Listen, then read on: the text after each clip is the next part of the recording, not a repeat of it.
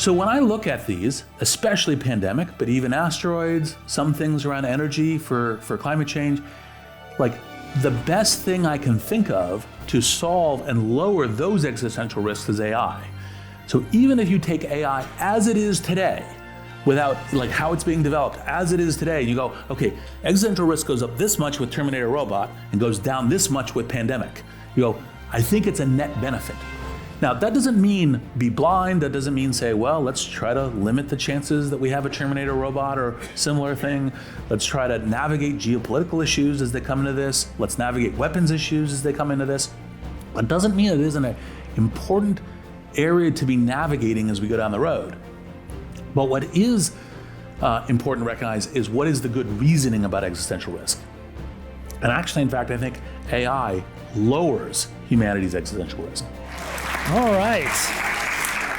Thank you for all being here. Hello and welcome to tonight's Commonwealth Club World Affairs program. My name is DJ Patil. I'm a general partner at Great Point Ventures, former U.S. Chief Data Scientist, and member of the Commonwealth Club World Affairs Board of Governors. And before we get started, just a few reminders. Tonight's program is being recorded, so we kindly ask that you silence your phone. Did I hear a phone ringing? On prompt. I did, yeah, that was like, couldn't time that. So that thing, turn it off. We will call you out. If you have any questions for Reed, I know many of you do, please fill out the cards that were on your seats. And then if you are joining online, thank you for joining us online on the YouTube chat, put those questions in there. So now it is my pleasure to introduce Reed Hoffman, entrepreneur, investor, and author of Super Agency, What Could Possibly Go Right with Our AI Future. Reed is the co-founder of LinkedIn, co-founder of Inflection AI, a partner at Greylock. He's also the host of the popular Masters at Scale podcast, as well as the Possible podcast. Also, and most of all, a person I consider a friend and a mentor. Reed, welcome back to the club. This time I get to interview you because you've been interviewing a lot of people. Yes. And congratulations on this book. Book is available online. Book is available for those here in the audience outside. There's so much to talk through about, especially today. So let's just start maybe with the premise of the book. And I think the thing is, which we're all watching, is we read the headlines, we see all the things that are happening on social media. Where in your mind are we on this journey of AI, the current capabilities, limitations, and how should we get our head around thinking about it for what's coming about in our near time, long time horizon? Orient us. And why long time? What do you mean? 6 months. Okay, yeah. I figured it was going to be something like that. Let's call it one administration. Well, that will be a long time. So one of my favorite quotes from a science fiction author is William Gibson. The future's already here. It's unevenly distributed. And actually, in fact, the capabilities of the various AI programs today already are actually already magical. And part of the thing that I really encourage people to do is to spend time actually, in fact, using it, trying it. Not just on, hey, I've got these ingredients in my fridge, what should I make for dinner? Perfectly good use case. Or, like, hey, my relative is having a birthday party and I want to create a sonnet, and like me, I'm not a good poet, and I can suddenly create a sonnet. Of course you should do those things too. But what you should do is you should do them for things that really matter to you. Whether it's checking in on a health condition, whether it's something you're doing for work, whether it's a piece of research that you're doing, et cetera, because already today, the capabilities are stunning. Now, one of the things I think is a prediction for 25, so I think that counts as the short term. That's short term. In this, is I think everyone is working, all the major labs are working really intensely on how do they accelerate the capability of engineering and coding. And what I think that means is by the end of this year, two things will be relatively widespread. One is it'll be hard to say that you're a professional engineer when you're not actually using a co-pilot in what you're doing. It's not to say there won't still be a bunch, but I think that the capabilities and acceleration in some of these functions, even at high quality engineering, will be very good. Now, there's a set of different kind of engineering, like you're doing HTML pages or you're doing systems integration, so forth, that may be more straightforward already today, but I think that acceleration will be there. The second part of the acceleration from code will be that all of us, even those of us who are not engineers, will actually have a coding copilot in our PC, on our phone, that will enable us to use these devices in new magical ways that we haven't been able to do.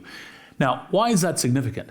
It's significant in part because what will happen is not just the acceleration of engineering, and I think we have nearly an infinite demand for software engineering in a wide variety of human cases, but it will also accelerate the other kinds of work use cases.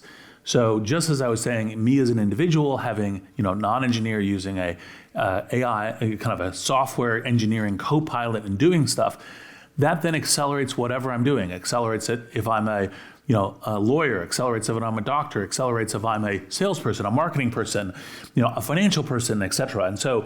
And then all of those use cases will also start getting into a more easily usable and a regular part of kind of a workday approach that you're doing. And so that's kind of short term, and that's 25. Mm-hmm. And I think, by the way, the models are already pretty good at a lot of this stuff, but I think that we'll see them get a ton better. Like O1 was under-commented because even though— This is the first reasoning engine for OpenAI. Exactly, because it wasn't— everyone's kind of watching it as almost like a score for when's GPT-5 and what's the new level of magic. And that's, of course, super interesting, and I'm curious too. But O1 was essentially just using some differently tuned and trained versions of 4.0 in a chain of thought reasoning pattern, and yet obtained some very interesting new reasoning capabilities, planning capabilities, detailed work like coding capabilities. And that was just off the tech that we currently have. That wasn't the new step forward, that was just a reconfiguration. So we've been going so fast, the questions around how do you train better with data, how do you train them in better utility cases, those are still all fruit. It's not low-hanging fruit, it's fruit that's on the ground, right? So it's easy to get to. Now, in terms of long-term predictions, an excellent way to say something foolish and look foolish in 4 years. So I applaud. I would say that the key thing, and this is a little bit of why kind of writing super agency, is a lot of the dialogue around AI tends to be fear-based, pessimism-based. One of the terms that I use as a category in the book is gloomer, which is like, well, it's inevitably coming, but bad. And actually, I think that the default case, although I think we should even steer more to making this happen, is forms of kind of AI being amplification intelligence. Because when I use it and spend time with it, I do realize that certain things get a lot faster and a lot easier, but it also opens up a new set of, like, by being able to work faster and get certain things done in really effective ways, it opens up new ways for me to try to even, work better. To be smarter or to try 3 different approaches to a problem that I was thinking about rather than just the one that would occur to me. And so I think that kind of, where I was kind of like engineers will all have a copilot and we'll have a kind of an engineering copilot that will just be starting to kind of explore how we use by this year. I think by 4 years, that will broaden out to, if I'm a professional doing a profession, I will be using AI as a co-pilot for something. Okay. And just to help orient people, because I know we'll get a bunch of questions on this, is the specialized AI for these tasks, the big models, and AGI, that's, the boogie person out there, that the gloomers and the other people that you use, the doomers that are saying is coming for us. So AGI is one of those Rorschach tests where you get a doomer says, oh, AGI, that's the Terminator robot, and it's coming for us. The gloomer goes, oh, AGI, that's the kind of automated set of job replacement agents. The Zoomer says AGI, that's the transcendence of the human being. And then the Bloomer, which is what I count myself as, you notice I kind of set up everyone else in position to my own position. It's a very convenient thing to do as an author. Is actually, no, this will be a human amplification and will give us superpowers, which is part of the inherent thesis behind super agency.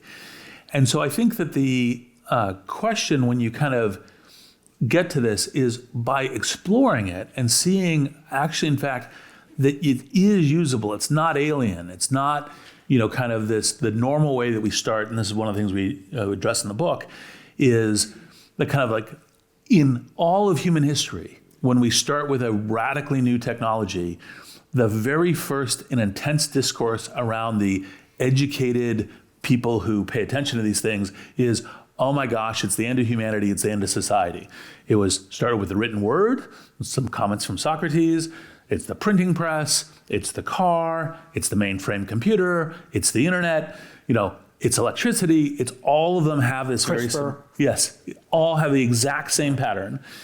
And of course, we can have a detailed discussion about, well, this time it's a new technology, it's faster, it's cognitive, it's agentic. Maybe this time is different than all the other times. And so part of the reason to kind of go through it is say, well, here's the reasons why it's probably, most likely, not different. And here's the way we try to steer it to be a more graceful transition. Because one thing actually we should definitely cover early to make sure that people understand this is part of saying that I'm very positive, that I think it gives superpowers, is not to say that transitions are easy. We as human beings are terrible at these technology transitions. And so in a humorous vein, then when the car was created, initially it was like, oh my God, this is so dangerous. It could only be deployed on the streets if a person walked in front of it waving an orange flag, right? And of course, that person, job, and regulation got removed quickly. But similarly, in a more serious note, the printing press, of which we cannot have our modern society. We cannot have science and scientific method, because you can't get scientific communication and journals and all the rest going without the printing press. Obviously, literate, middle class, education, all of the stuff that comes from the printing press. There was nearly a century of religious war because we as human beings adapt to these technologies badly. And so again, part of the reason to try to kind of make a kind of a trumpet, a call to positivity arms, and for, kind of how do we steer the future is how do we navigate through these transitions? Because there's no way that I think this transition won't have difficulties. It will. It'll have real difficulties. And part of what we need to do as individuals, as leaders, as society is try to make those difficulties as navigable with humanity and grace as we can. Mm-hmm. Well, we're going to get in more into that because there's so much that you go through in the book. I want to start with one of the things that I thought was really interesting, even for me, and us having worked together, is the evolution of the internet. And you actually spend a time about this, about the notion of trust and how trust scaled. And specifically, how we went from an anonymous internet to getting comfortable getting in random people's cars. Yes. And so I think it might be useful to talk about, we developed protocols, we developed engines, much like today's LLMs, but maybe walk us through that example. And then also, how do you see AI evolving with that notion of trust and scalability?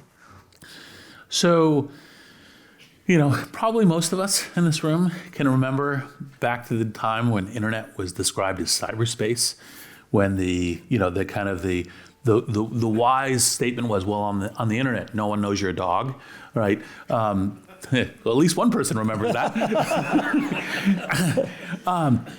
And it was like this alien bad space, like, oh my God, you'd put your credit card on what would happen if that were to happen? And did you ever buy your book online? Yeah, would you ever buy a book online? Exactly. And obviously we work through that. And part of the pattern that Greg and I are arguing for vigorously in this book is to say, when you look back to how these patterns work best, how they build trust with society, how they help be steered by actually millions of people participating in what we call consent of the governed is by iterative deployment. And it's like we make it available so that people can play with it and express what their concerns are, what their point of view is. Not like, obviously, what generally happens is people express every possible hypothetical bad thing that they could imagine to be happening. And so, you get all of this kind of call to arms on danger 1, danger 2, danger 3, danger 4, danger 5, et cetera, et cetera. But as you go through iterative deployment, you realize which of your concerns are actually real, which ones are actually not real, which ones actually happen, and then also kind of how important it is to steer against them in terms of how you operate. And that's part of the reason why the internet, as the Ark, went from cyberspace with dangerous predators and other kinds of things, and obviously we're still working on elements of that, to Uber, which is, oh, you're my Uber, I'm getting in the car, right? And so, and it's through that building of trust. Now, part of that building of trust is not just the acculturation of yourself, but actually, in fact, as the companies, the products, the services, society builds in safety mechanisms, builds in kind of learning from what the concerns and how to navigate and how to make things, because the target, for example, for Ubers is you can't be like perfectly safe, but neither is a cab. The idea is to be as safe or safer than cabs, and then get safer than that as you can. And that kind of general process, then we all realize is what safety counts as. I mean, for example, the vast majority of us are driving home from this. One of the most dangerous things you can do in your daily life is get on the highway, and yet we all do it. And so it's that kind, getting to that as kind of a safety standard. And how do we get comfortable with that in driving? We get comfortable because we do it and we understand it. We know how to treat the risk. We know how to absorb that risk into our daily life in terms of the patterns that we're operating. And in technology development to new technologies, that's the iterative deployment. Now with AI, to kind of end this particular arc, part of the magic of what OpenAI did with ChatGPT was to open it up to people so people could get the experience of it, could go, okay, I really like this, I really don't like this. It's part of the reason why, like, before the release of ChatGPT, hallucination wouldn't have been so common in all of our vocabulary. But what people discovered is they said, oh my God, this seems so amazing and so linguistically and language compelling. Oh wait, sometimes it's really wrong.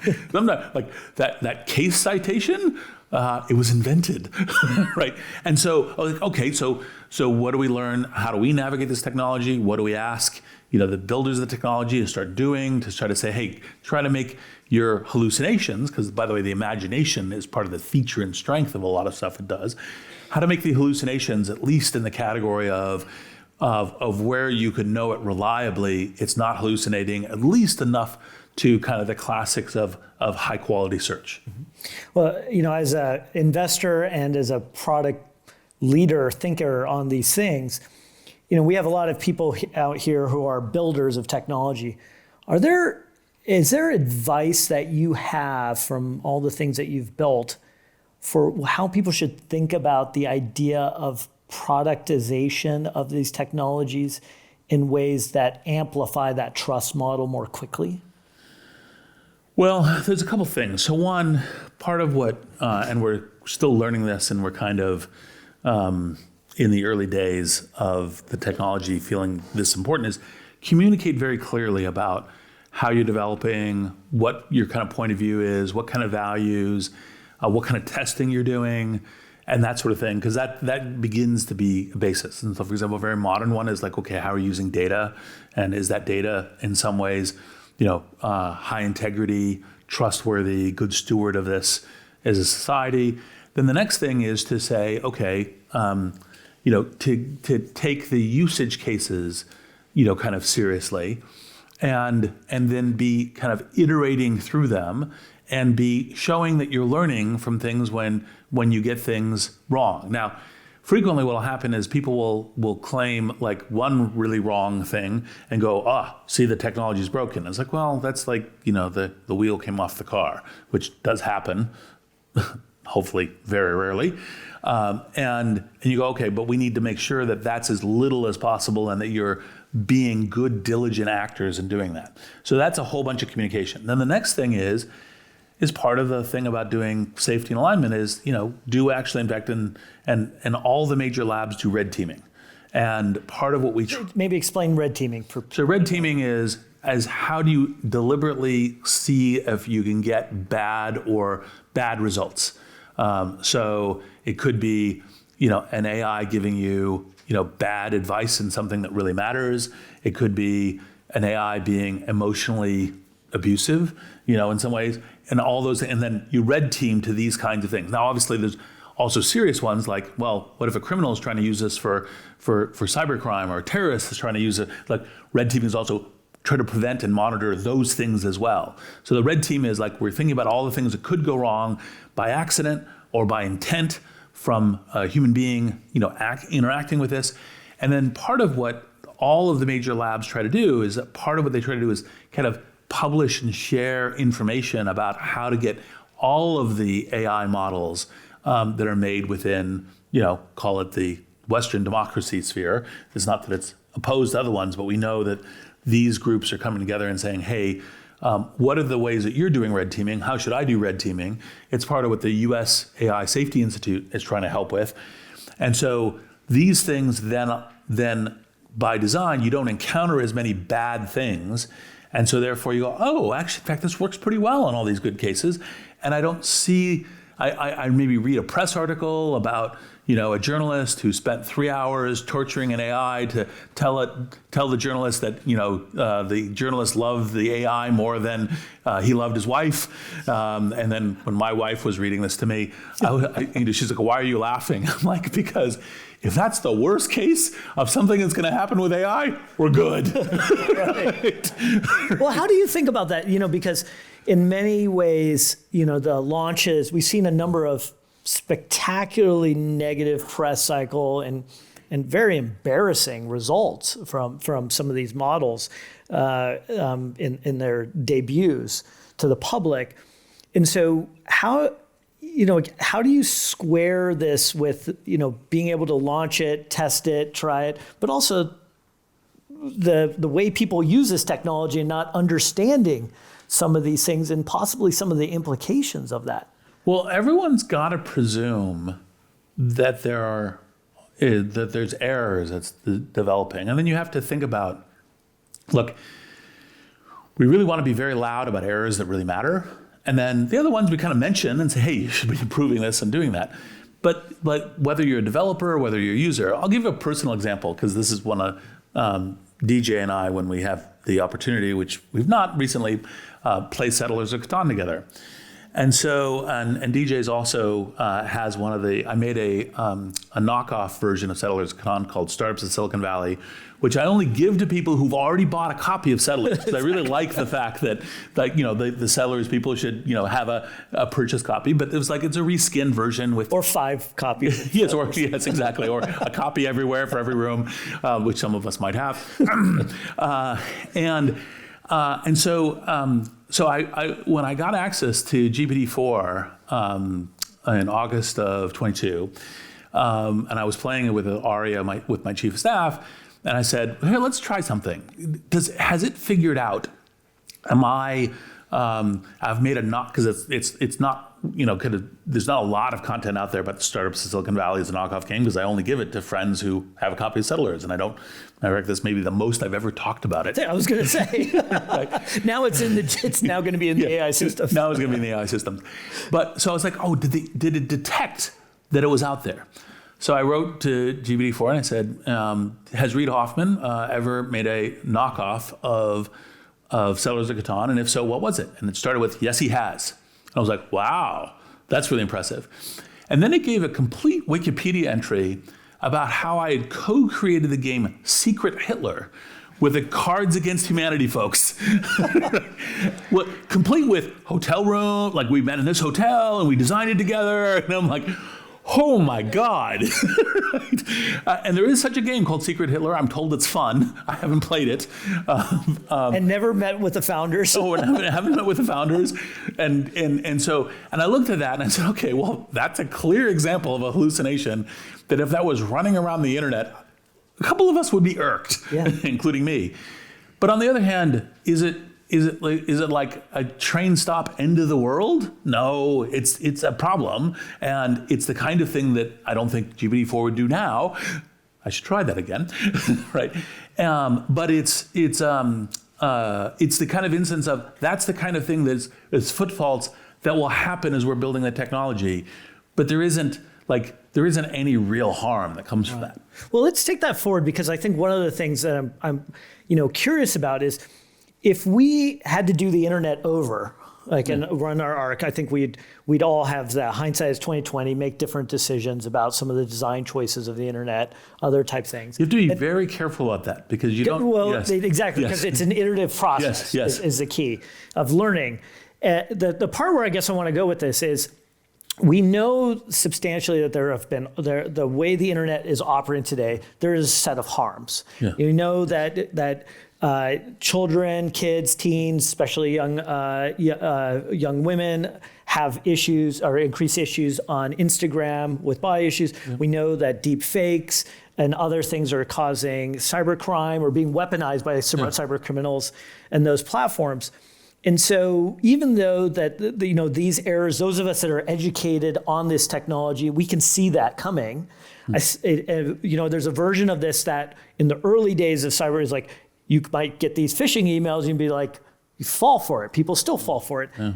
How do you square these up in your mind, and what's your advice to people in how to think about these two different aspects of the technology world? So I think the expectation that you start with zero error is a real way of preventing all the benefits of the future. So you have to kind of say which errors are okay in some number and which errors should be absolutely minimized from the beginning. And you have to have some kind of tolerance for that. And, we will always get, and, it's fine to have lots of people being very critical for, hey, your image generator generated pictures of black Nazis, right? That's fucked up. Don't do that. And it's like, okay, and we'll fix it. Because that has, I think, had to do with some safety meta prompting where they were trying to be, or alignment meta prompting where they were trying to do stuff. And so you go, okay, what's the set of things that it's okay as we're iterating to, and what are the things to really make sure? Now, a bunch of the things you mentioned are the kinds of things that, for example, for the internet, whether it's protection of children, it's the fact that the internet has got a lot of different safety issues for women, unfortunately. One of them, body dysmorphia. But it's those are important things to really be figuring out how to add in. And those are definitely things that if you said, hey, is there something small you could do at the beginning to start it growing and through the iterative development, those would be very good things to do. And I think that's part of the thing that, we just have to pay. That's not a specific AI issue. I think that's a technology industry issue because we're now, when we started, when the internet's kind of started and was cyberspace, it was like, well, there's some weird people who are going and doing these things. Like, remember when it used to be rare that someone knew what a chat room was, right? And it's like, okay, those are those nerds and geeks and weird people, and it's not fundamental to the infrastructure of society. And yet, as it becomes fundamental to the infrastructure, the level of social responsibility goes up, and these problems become the problems that we need to be solving as technology companies, as technology innovators. It's the kind of thing that's the right thing for, the press and journalists and critics and so forth to put pressure on to say, how do you solve it? Now, generally speaking, one of my general kind of recommendations for how to think about regulation is to say, articulate your concern as something that could be on a dashboard, that could be reduced in a measurement in a dashboard. Because then, by the way that you try to do that is you go to the companies and say, hey, I'd like you to be measuring this dashboard. I'd like you to be having that dashboard checked with your auditors. So you have kind of a third party making sure your reporting is kind of in a good objective standards. And then I'd like you to be reporting your dashboards to us. It could be confidential to a government organization. And we say, hey, this dashboard thing, like for example, let's take it, body dysmorphia is going up. We'd like you to start innovating and fixing that. And if you don't, we're going to start imposing fines, right? Until the fine is big enough that you've figured out how to take the economics and be efficient about reducing this measurement. And that's a generally much better dynamic way of doing this kind of regulation, which is also what I think when we get to, like, for example, AI questions, is like, okay, so you have this worry. What are the kind of measurements, and even indeed early measurements, and you might change them as going, that you'd be worried about, and let's be paying attention to those and use those as the basis for, kind of how we might steer. And then to throw back on the companies, which are the deepest technologists and the driving innovators, to say, hey, we'd like you to do innovation on these vectors that matter to us too. Yeah.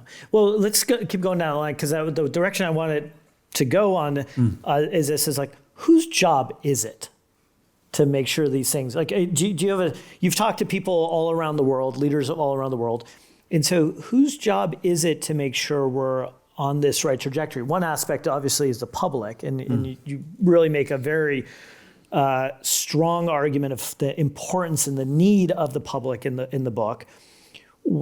How do you see regulation evolving? And let me try to make it a little bit more specific, is because here in California, we've had a set of laws that have been put in place around what I might call common sense things, like you shouldn't be using technology, AI, to create deep fakes that harm people, revenge porn, other type things. And then there's SB 1047, which received a lot of attention, these big foundational model. And there's a lot of debate about how do we get ahead of this? And what's the advice that you give to leaders? There's obviously the dashboard part, but maybe give us a little bit of flavor of how we as a public should be also engaged to be helping shape this. Well, so the thing is that we have much more capabilities for not just upside, but also for safety management. So there's a chapter in the book called Innovation is Safety. And if you want to parallel, it's if you would try to launch a car and you said, hey, it's got to be perfectly safe before I launch it, you never get a car. You launch a car and you go, oh, we need bumpers. Oh, we need safety, seatbelts. And by the way, seatbelts, of course, come through regulation, which is totally good. But it's like, we see it, it's driving, we know what's happening. This is the kind of thing that we need to have happen. And I don't think that means that it's only responsibility of the government. It's not only responsibility of kind of industry. It's not only responsibility of think tanks, not only responsibility of public, but it's these interlocking networks that are iteratively improving the product, not just for its quality, but also for its safety. And so that dynamic process to the future is what's really important to keep. And where it kind of can misfire is, for example, today, you could make a AI agent that runs cheaply on a smartphone, available to everyone who has a smartphone for a few dollars per hour, that can give quality medical advice. And as you know from Devoted and everything else, part of the reason like all the AI people are trying to steer away from that is because of medical regulation, liability, et cetera. And it's like, well, what would it take for us to start exploring that? Because there's a large number of people who are not insured.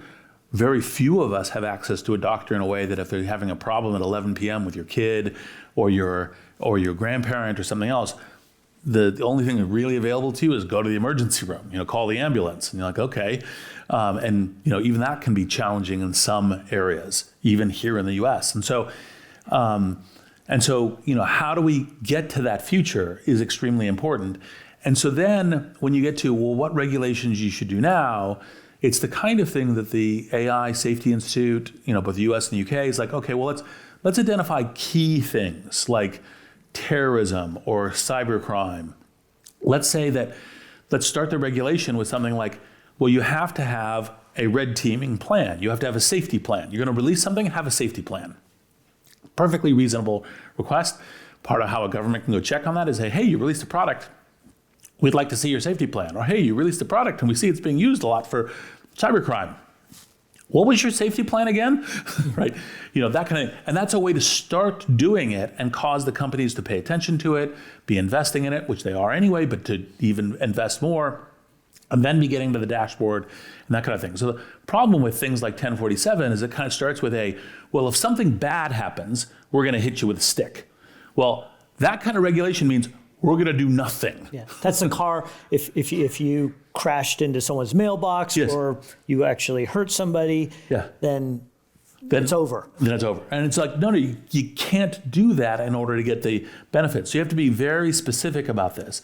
And of course, it's very easy to tell like lots of alarming one-off stories. I mean, I can tell you lots of alarming one-off stories about cars. I don't even have to imagine it. I just go to, crazy, terrorists in New Orleans. And I go, oh, well, that's a terrible thing to happen with the car. We should definitely, of course, try to prevent those as much as possible. But you say, well, that's the car company's fault. You're like, that's a little tricky. Right. Well, one of the ones I love that you highlight, this actually dovetails in one of the questions, is AI in healthcare. And you bring this up in the book, and I'm so glad you do, because like one of the things I think about also is this question of when can you use AI in healthcare? And I look at it on one side and we say, hey, should AI be zero error? And I look at it and then, at least in some of my work in healthcare, it's been, I talk to parents, I talk to people with rare diseases. They have no access to care. Yes. And then I talk to these physicians who are so overworked, and the nurses and everybody else, that they're making errors because they're so sleep deprived and tired. And I go, well, how are we going to actually make this equation work to get people care? And it feels like, well, maybe we should create some kind of sandbox or some environments where we should allow people to be safe. Yeah. When I say things like that, who in your mind are the leading areas of policy where you're starting to see progress? Like, who's thinking about this in the way that AI is going to best serve their population? Is it California? Is it the federal level, which we'll get into a little bit more soon? Is it Europe? Is it Asian countries? Well, as a native Californian, I wish I could say it's California. We don't tend to be the leader on that in various ways. In the U.S., weirdly, maybe Mike Johnson, the mayor of Denver, literally had a whole conference on how do we use AI to help our citizens and help our city run better and all the rest. Like, let's figure out how to deploy it and how to use it. Like, first conference of that sort that I've seen. I know that together with the UK.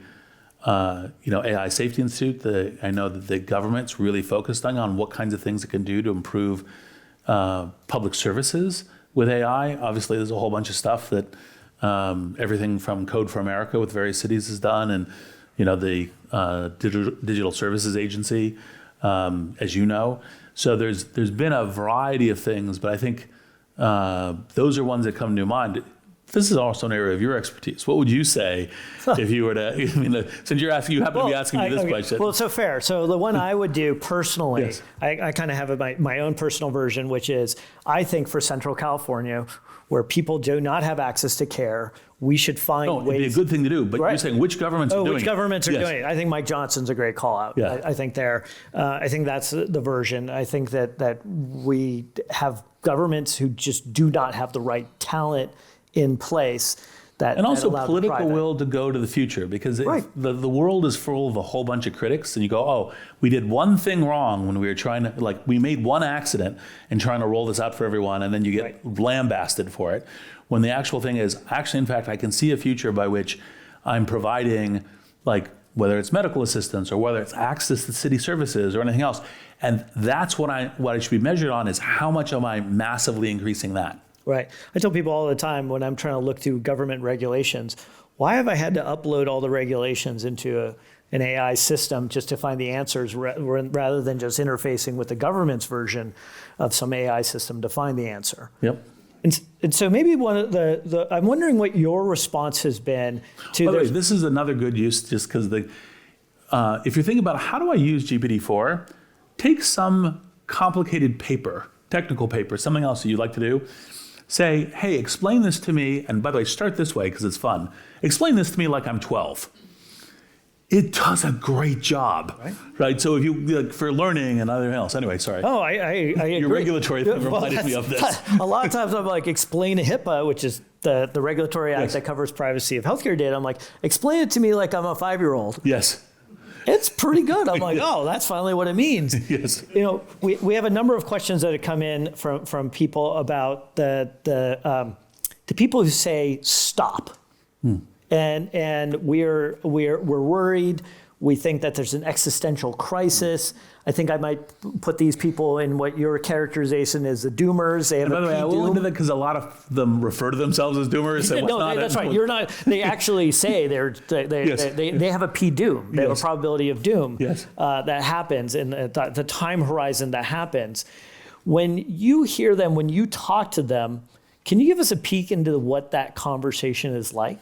So here's a classic existential risk person is, hey, can you guarantee to me that a Terminator robot won't be built, either under the control of humans or autonomous, right, in this kind of Terminator future? And they say, well, of course I can't guarantee that.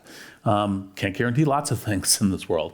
And they say, well, because that's possible, you're adding an existential risk with AI, and so therefore you should stop.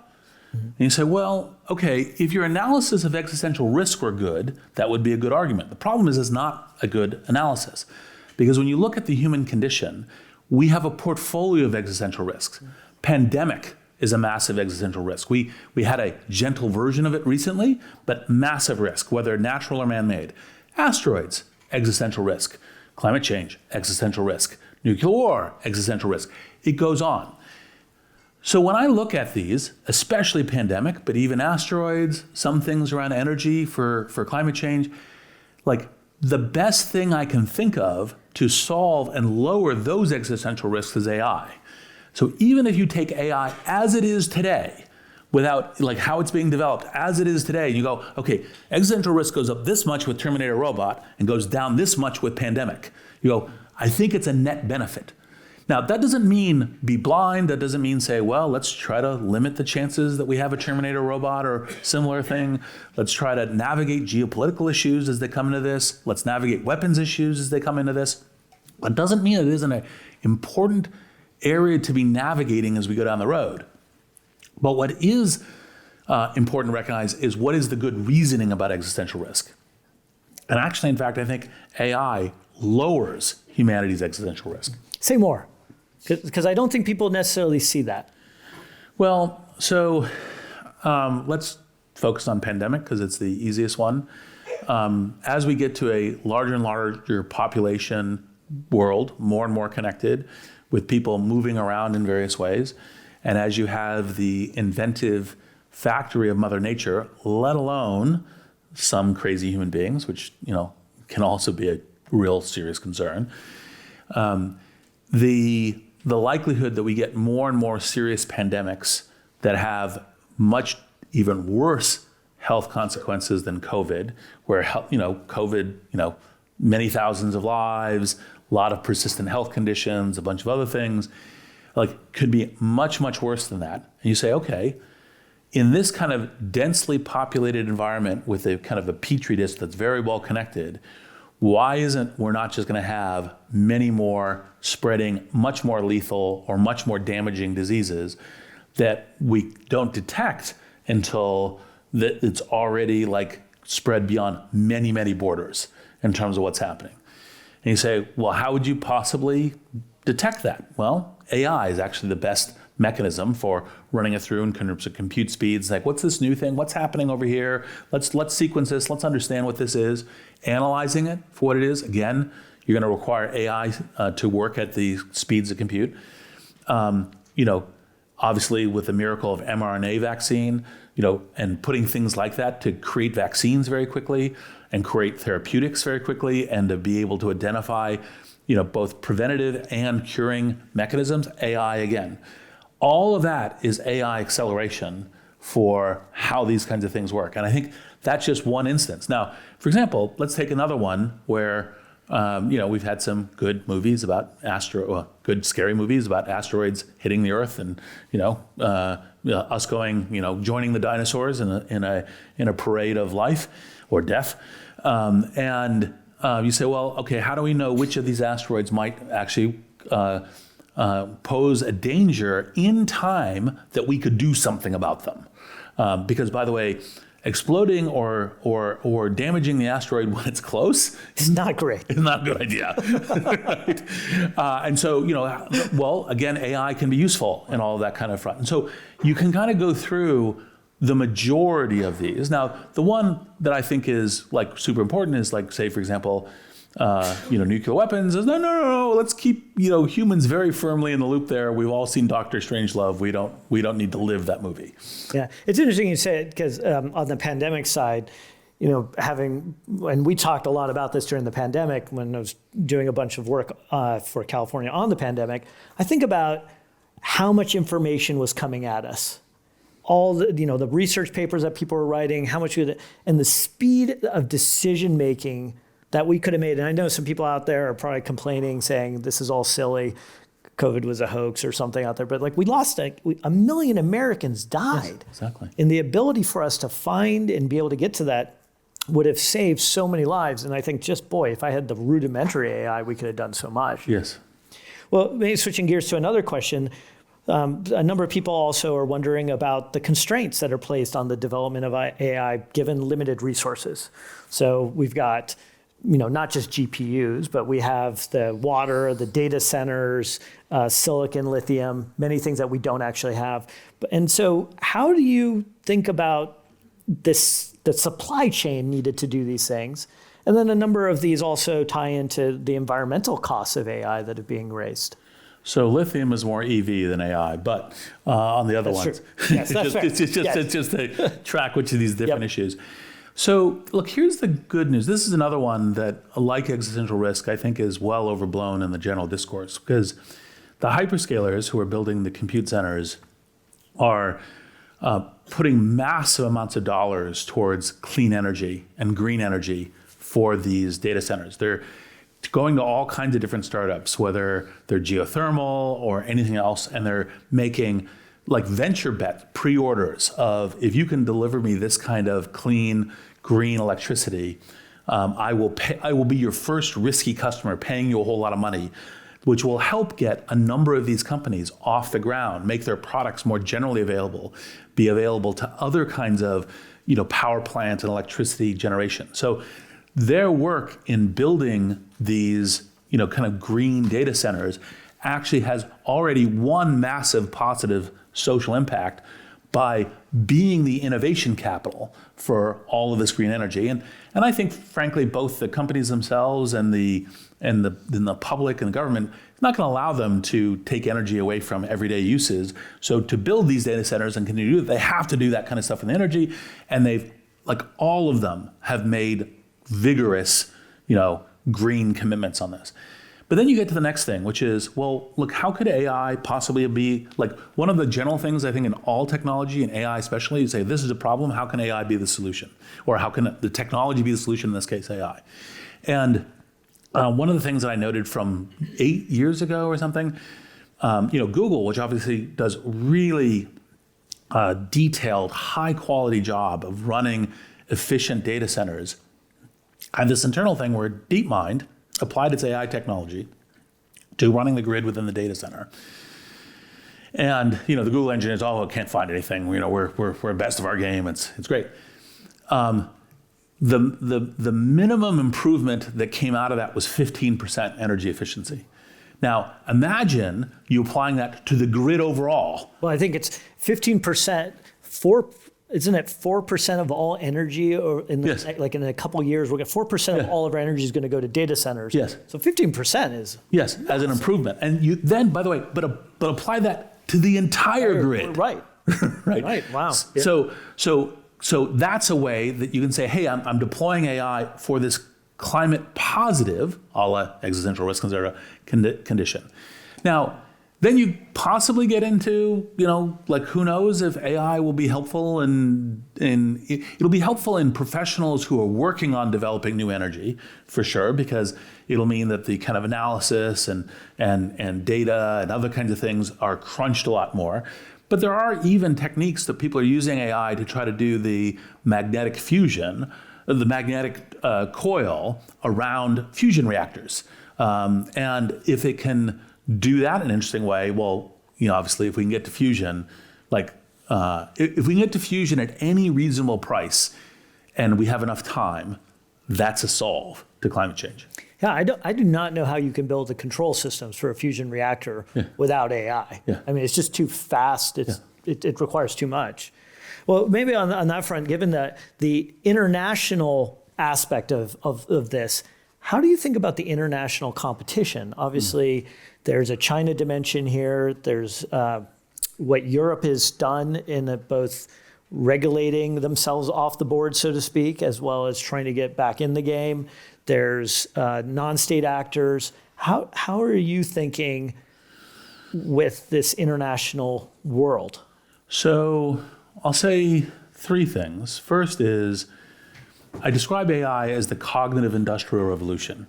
And the reason is because it has very significant parallels to the Industrial Revolution. And one of the parallels that's really important is the countries that embrace the Industrial Revolution. And by the way, again, there was a lot of pain in transition. We're trying to make those more graceful and human and so forth, but always pain in transition. But the countries that embraced it created the industries and the kind of the global throw weight of the future. That's part of the reason why, Europe was essentially, globally dominant for centuries in terms of how this happened. So in as much as we care about our prosperity, our children's prosperity, their generation's prosperity, embracing, industrial revolutions, in this case, the cognitive industrial revolution, really matters. And so I think that there is a global competition in this basis, which we care about being leaders and, very strong participants and creators of. Now, the second thing that I think is good news is a lot of the kind of most central Western democracy creation of AI is on the West Coast. It's within 30 miles of where we're sitting. There's a bunch of stuff in Seattle, and I think this gives us a chance to have artificial intelligence be American intelligence, right? Which is embody our values about how do we think the technology should integrate with human life, should respect, what we think of as kind of human norms and human rights in terms of how this operates, how this could be a standard across the world for kind of how the technology gets integrated, kind of globally. And I think that's extremely important as well. Mm-hmm. There's a number of questions that have come in about the future of work, training, specifically, as a professor in the humanities, how should I train my students to use AI in a positive way and still teach them critical thinking? Or does that even matter anymore? Critical thinking does still matter. It would be uncritical thinking of me to say otherwise. And so part of the thing, one of the things is just because a student or a group of a double-digit percentage of students might be intrinsically inclined to be lazy and say, as opposed to writing this paper really difficultly by myself, I'm going to try to prompt GPT-4 to do it. And you do want to get some exposure to how people have to think through every word and every sentence in terms of what they're doing, and I think there's important things to do that. There's still ways to teach that. There's still ways to monitor it. Like, for example, I think, one of the things we will start seeing in your long term is, I think, part of what you'll begin to say is, hey, we'll have exam taking booths where you go in and the AI is helping you give the exam, and you're gonna, write your essay in the 1 to 3 hours that you're sitting in the booth doing it with the AI there, kind of, monitoring, proctoring, et cetera, et cetera. And so I think all of that stuff will still be there because AI will still be part of the solution. But even before we get there, it's a really good thing to be teaching your students about how to think about leveraging and using tools like ChatGPT, because what we all remember is there's a whole bunch of effort in writing a paper that's like, oh, I have to type a whole bunch of stuff of this, and I'm kind of revising it. And that, by the way, gets in the way of the critical time of thinking about like, well, is this a better way of doing this compare and contrast essay? Or is this a better way of doing this compare Yeah, I and don't contrast? miss not needing a dictionary or a thesaurus. Yes, for example, right? And so actually, in fact, teaching the use of the tools to get much higher quality critical thinking is the angle you go. And you say, okay, well, but how do I evaluate that? Well, I was talking to a professor relative of mine, and I was saying, look, one of the things, think about like you could use GPT-4 for this. You feed in each paper, and you have GPT-4, and you say, here's my meta prompt of the kind of things that I'm looking for and the kind of things I want a specific commentary on. Give me your commentary back, and I will model a little bit and hand it back in each particular case. Think of how much more detailed feedback you're giving and how much easier the grading process is for looking at that. And that is, I think, part of how you can then get students to thinking about like, what is a really good essay? And what counts as critical thinking in doing this? And for example, like one of the things I could easily imagine if I was teaching this is I would say, okay, I want you to hand in your essay. I want you to bring also your prompts for GPT-4 about the criticism of the essay. And I want you to then tell me about why you think the criticism is kind of misplaced or could be argued against. And by the way, if you're using GPT-4, you can do that all in less time than the time I was assigning for the essay in the first place. Right. It's one thing I think that's interesting for those that don't know. Reed background actually is deep in philosophy. Yes. And one of the things that I think we spent a lot of time talking about when we were working together is the importance of liberal arts in this thinking. So for people who are out there just thinking that, no, just tech, it's actually the need and the importance of this deep thinking that's there. And in the last 2 years, I gave a speech in Perugia and a speech in Bologna about the parallels between the Renaissance and Silicon Valley relative to the importance of the humanities in AI. Mm-hmm. So you can find them. But in our final 10 minutes here, I want to change gears a little bit to the timely era of what's going on. And there's kind of two dimensions. I want to loop in a question that a couple people have talked about of how do they have meaningful say in where these models are going?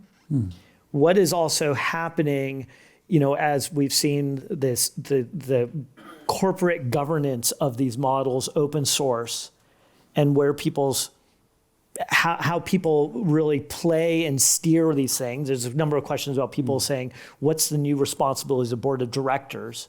And so maybe let's talk about that, and then let's switch gears and a little after that to talk about some of the political dimensions that are upcoming.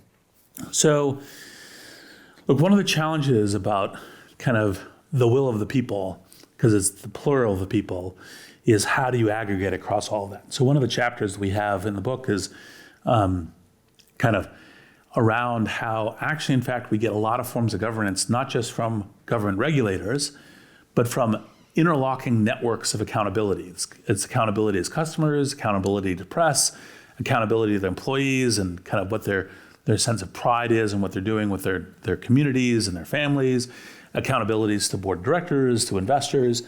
And I think that part of the thing is to then, contribute as part of your role. That doesn't mean that just like in any large scale thing, it doesn't mean that your particular thing is going to be covered. I mean, I know this from having, and us together having, built LinkedIn at different phases. You get all kinds of feedback and you go, that one and that one are really important. And we see it in lots of different ways. One, we go, okay, that ill is very important. We need to solve that. Or that opportunity for people is the really right one. We need to add that. Or, oh, we hear that. This is the through line that we hear through these 50 different comments. And that's the thing that we're going to improve. And so I think that's the way to kind of participate as a citizen in various kind of contexts. And then for board of directors, it's a little bit like what I was saying in regulation, which is the thing about a board of directors is not to demand that a company or a product release is perfect and has no errors. Matter of fact, if you have too few errors, you're probably moving too slowly.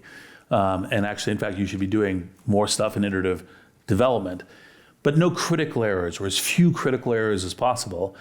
And part of what you do as a board is you say, hey, I want to hear what process you're following, what red teaming you're doing, what dashboards you have.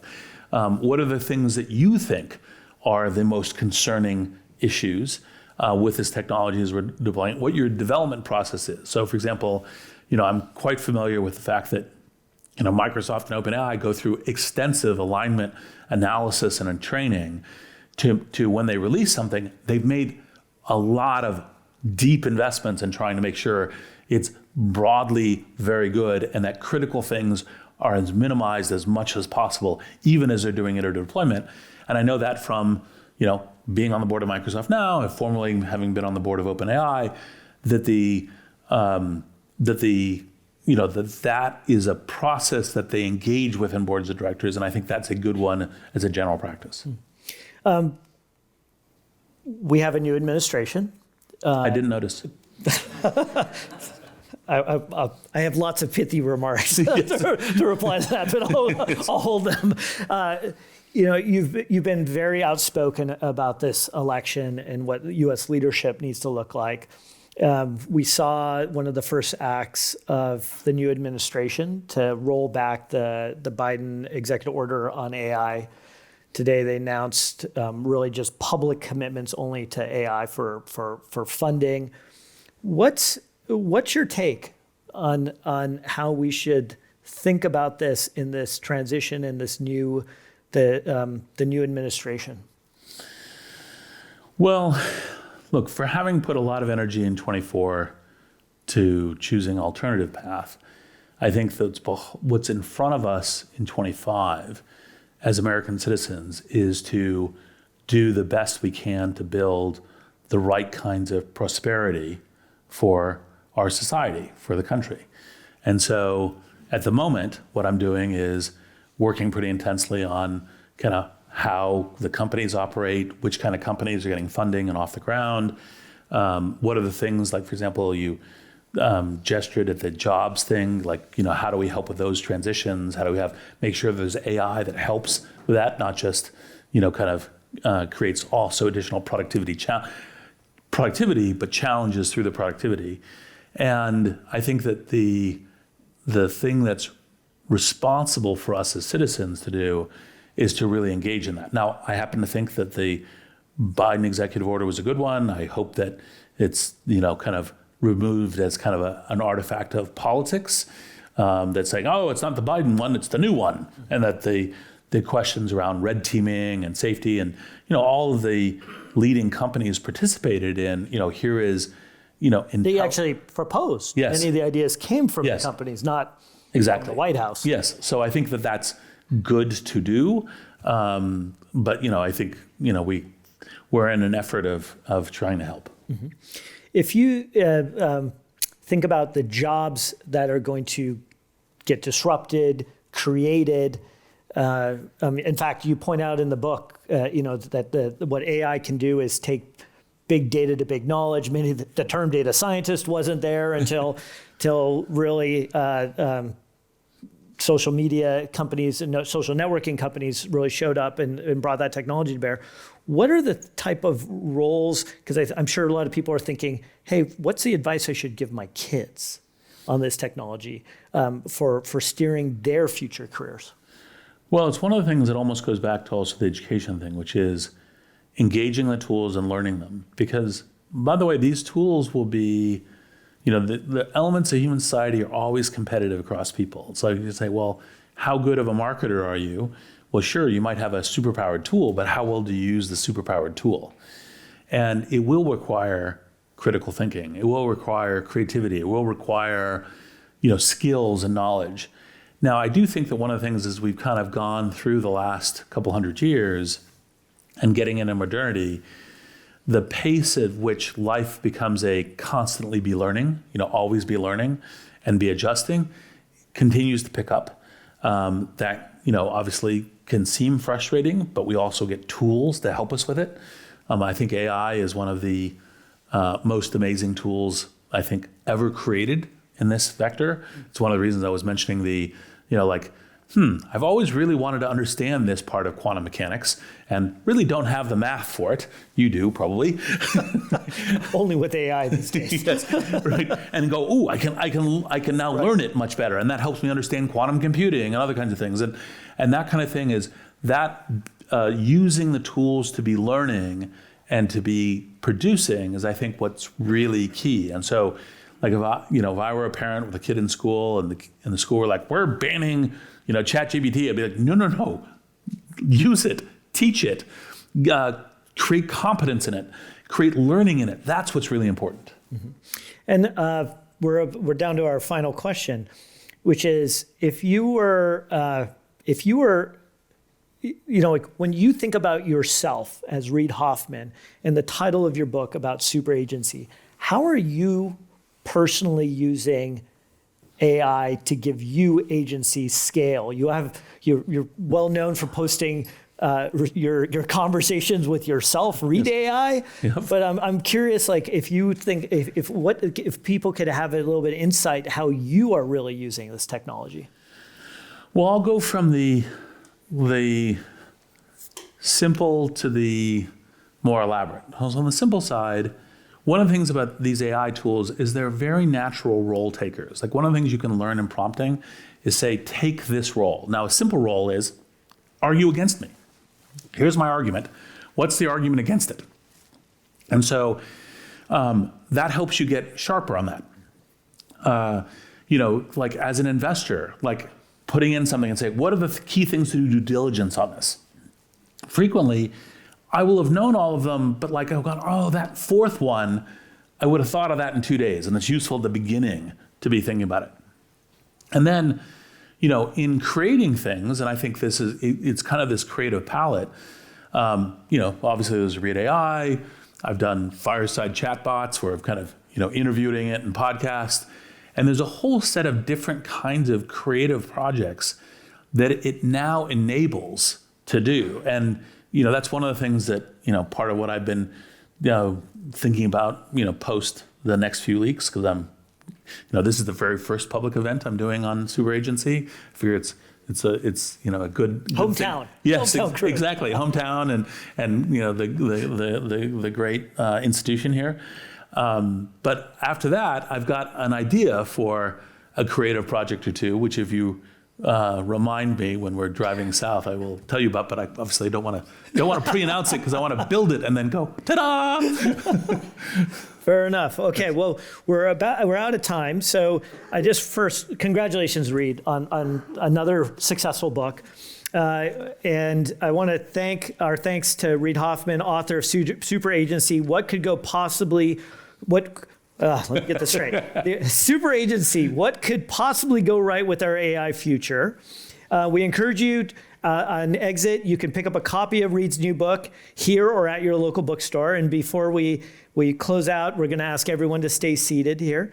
And if you'd like to support the club's effort in making virtual and in-person programming possible, please visit www.commonwealthclub.org. I'm DJ Patil. Thank you and take care. Thank you, Reid.